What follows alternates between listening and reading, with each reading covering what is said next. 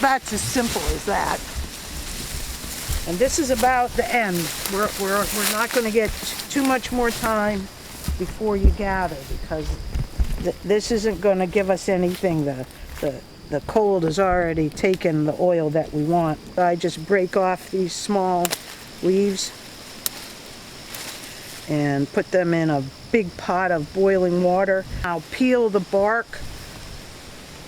The bark is a much stronger medicine, and for some people it's not necessarily agreeable. When I make it for the living local thing, I'll just use the small branches and the leaves and just bring it to a boil and steep it for 5 to 8 minutes depending on personal preference, and then I offer honey and or lemon with the tea.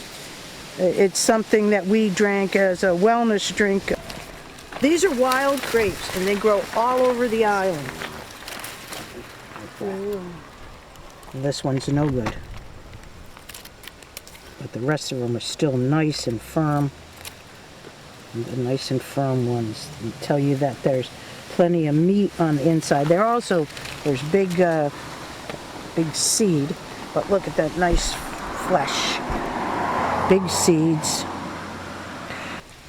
The other thing, not just the grapes, but the leaves. I use the leaves when I steam things. I put them in the bottom of my steamer, grape leaves. You can roll things up in fish and steam them. There's a bunch of them. They're just beautiful. I think that means we're going to have a tough winter, but I don't know. I'm not a farmer's almanac. But there's a reason for there to be such plentiful food out here. I grew up about a half a mile from here, right down on the beach. Lobsterville's really good. You've got a big area where there's beach plums, there's roses, there's cedar trees, there's cranberries, there's goldenrod, there's everything that you could collect in a basket and take home and make supper. It's what we did.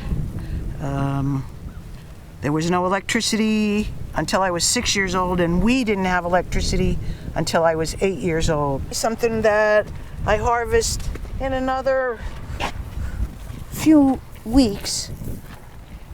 This is Queen Anne's lace, and it has a carrot. It has a ground carrot. Smells like a carrot, tastes like a carrot, and the bigger they are, the bigger. Sometimes they have 2 or 3 little finger-sized carrots that we used to put them in stew. They're all over Gay Head. And we would have collected the rose hips. We wanted them earlier in the summer when they were really fleshy and red. The red part is full of vitamin C.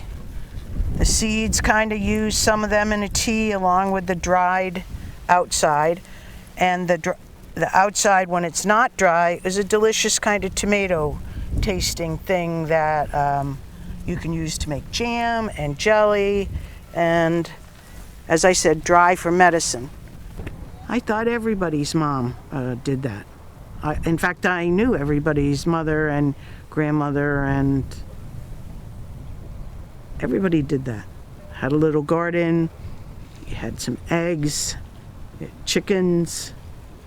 She would give us a bucket and we would walk to the pond. There was a road, that was the road, the only road that it led to the pond, and we would go dig a bucket of steamers, and that would be supper. That's a ripe beach plum. And what they told me was that these bushes were loaded, absolutely loaded. Last year there were hardly any. And you can see all over the ground that there's dried fruit. But you've got to be tribal to pick here. Elderberries is a fight between you and the birds. they're there. But if you can imagine, when you look at it, it kind of looks like a piece of lace. It should be a nice full head. And almost all the berries should be between ruby red and that dark purple. The bush that's turning red, that's a blueberry bush. And those leaves can be collected and dried for blueberry tea. And here's this year's crop of cranberries, which they tell me. Let's have a look here.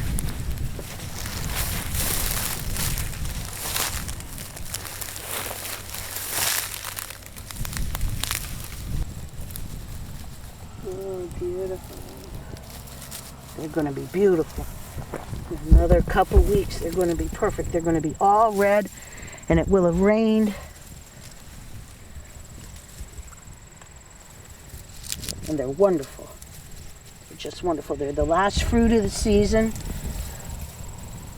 But also would have been gathered is the bayberry to dry, because in the fall, it's the growing season is complete, and the maximum amount of oil that are going to be in these things, like a blueberry leaf or a huckleberry leaf or even blackberries, blackberry tea, the maximum amount of oil from the plant is here now.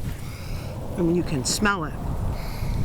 And you hang it like this so that all the oil comes to the top of the leaf, and you put it someplace where it won't get damp. We can go down to the beach. We can pick up some Irish moss. We can pick up some mermaid's hair. We can look for periwinkles to steam. We can look for mussels to steam. It's all right here.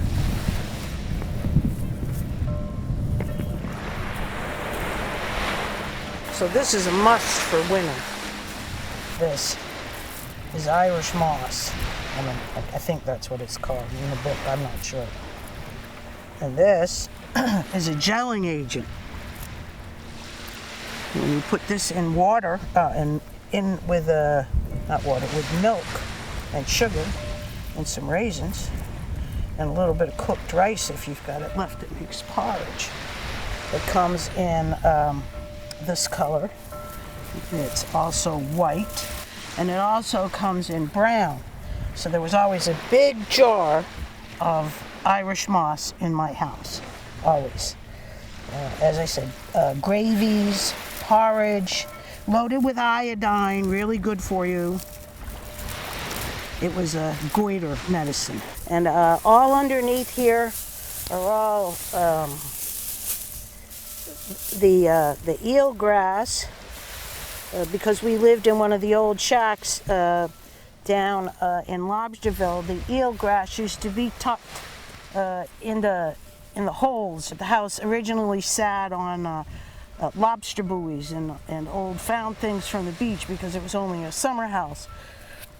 So when it became a year-round house, we used to collect this, and this used to plug the holes that were down near the floorboards when we were little. But everybody did that.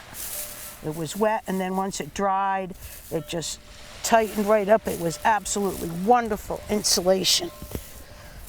These are whelk shells. They're very edible. They get steamed. It's kind of like a escargot kind of thing. You can steam them with a little garlic, and then put a little bit of garlic butter over them and use your little lobster pick. And you can do the same thing with the periwinkles that are here. So the other thing that I eat at my house, but I'm not gonna put up my pants, the green seaweed on the rocks. I used to know what the real name was, and I make seaweed salad with it. And also on those same rocks, if the sun were out, we might go in the water. I would be plucking mussels and take them home and make supper with those. That's always a huge hit. And my grandsons stand up there and let me lay on my back and just pick the mussels from the rocks. The other thing that's here is sea clams, which are on the sandbars When we were children, we would swim out to the sandbar at low tide and feel for them with our toes and bring half a dozen home. My mother would open them and make the same things that you do with quahogs, chowder, stuffers, pie. Very good. There aren't half as many as there used to be. They used to be so easy to find. I think that's all I eat here. Not the peas. The beach grass you can make a little basket with, but it's really time consuming and not such a great basket.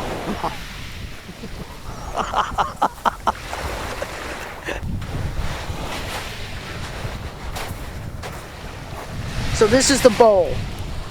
You see the bowl? That's the bowl. When we were growing up, you never took more than you needed, and you used everything that you took. Being on the island was having to provide for yourself in Gayhead when it was Gayhead. We were satisfied with what we were given and chose to maximize that